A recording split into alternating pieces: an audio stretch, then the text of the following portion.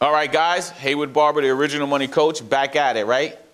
Third acronym that you have to know. These are industry terms so that when you go into a real estate investment club, which is a perfect place to go to find your buyers, right? Remember, you always should be developing your buyers list. You should be developing your buyers list before you even do your first deal, even before you make your first offer, so you can make this transaction quick. I've done deals as quick as 11 days. All right. So, I mean, I've had 11 days and had 10, 12, 13, $20,000 payouts in 11 days. And the reason why is because I was taught to quickly get my buyers. And remember, who are our buyers? Landlords, rehabbers, developers. We are not selling our houses directly to homeowners that are going to move in. Because we are wholesalers, we get in and out of these transactions very, very quickly, and we sell them to landlords, rehabbers, and developers. And we talk to sellers, right? And I'm going to show you a real great technique that'll knock your socks off in a minute. But this term is called MAO, maximum allowable offer. It's an industry term that has gone back probably 30 years. It gives you a certainty so you know if you're making the right offer on houses. And here, this is it. It's very, very simple.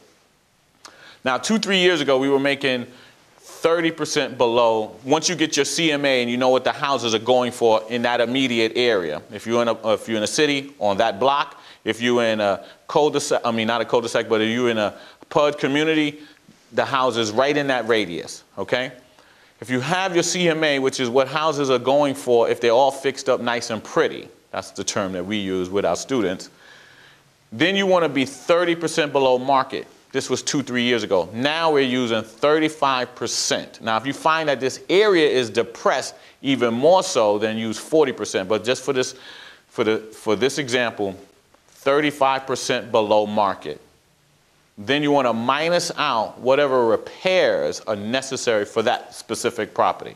So you want to go inside. Sometimes what I would do is take a contractor with me. When I first started, I would take contractors and say, I want you to look at this house to even see if they wanted to buy the house. And it turns out a lot of times that they did buy the house. So you want to 35% below market, minus the repairs for the house.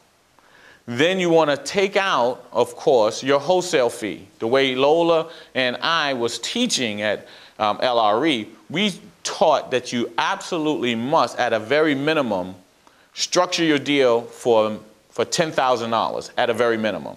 Now, you might make $15,000, $20,000, $35,000, even $40,000 on a deal, but at a very minimum, your time is worth at least $10,000. So here, I'll go over it real quick.